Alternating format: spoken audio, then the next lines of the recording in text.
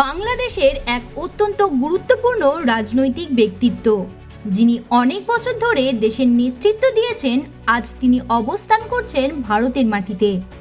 তার ভবিষ্যৎ অনিশ্চিত। তিনি কতদিন এখানে থাকবেন এই প্রশ্ন এখন সবার মনে। কিন্তু ভারতের পররাষ্ট্রমন্ত্রী পরিষ্কার জানিয়ে দিলেন, এই সিদ্ধান্ত পুরোপুরি তার নিজের।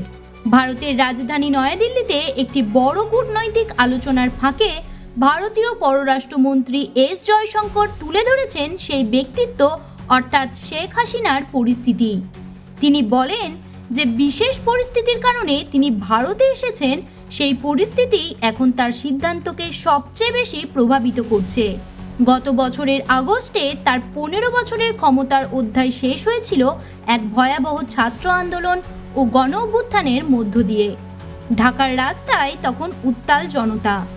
সহিংসতায় শত শত মানুষের প্রাণহানি ঘটে, হাজার হাজার মানুষ আহত হন। রাষ্ট্রীয় পরিস্থিতি নিয়ন্ত্রণের বাইরে চলে গেলে তাকে দেশ ছাড়তে বাধ্য হতে হয়। এরপর তিনি আশ্রয় নেন ভারতে, সবকিছু শান্ত না হওয়া পর্যন্ত নিরাপদ থাকার সিদ্ধান্তে। নয়াদিল্লির বিখ্যাত এইচটি লিডারশিপ সামিটে সাংবাদিকরা প্রশ্ন করেন, ভারত কি তাকে যতদিন ইচ্ছা থাকতে দেবে? জয়শঙ্কর জবাব দেন, এটি খুব সূক্ষ্ম বিষয়। তিনি বলেন, হাসিনা এখানে এসেছেন একটি নির্দিষ্ট পরিস্থিতির কারণে, আর সেই অবস্থাটাই তার ভবিষ্যৎ সিদ্ধান্তে বড় প্রভাব ফেলছে। শেষ পর্যন্ত সিদ্ধান্তটা তাকে নিজেকেই নিতে হবে।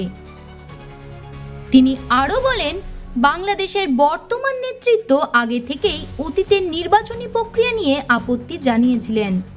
যদি নির্বাচনী প্রধান ইস্যু হয়ে থাকে, তাহলে প্রথম কাজ হওয়া উচিত একটা নিরপেক্ষ ও সুষ্ঠু নির্বাচন আয়োজন করা।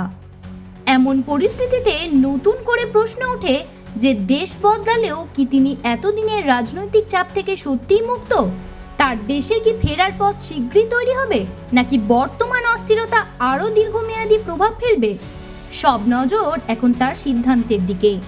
আর যতক্ষণ না সেই সিদ্ধান্ত তিনি নিজে ঘোষণা করছেন, ততক্ষণ পুরো বিষয়টি রয়ে যাচ্ছে গভীর অনিশ্চয়তায়। জ্যোতি সরকারের রিপোর্ট, হেডলাইন্স কলকাতা।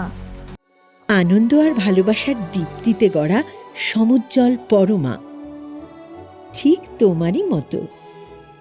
শ্যাম সুন্দর কোম্পানি জুয়েলার্স, আগরতলা, উদয়পুর, ধর্মনগর, কলকাতা।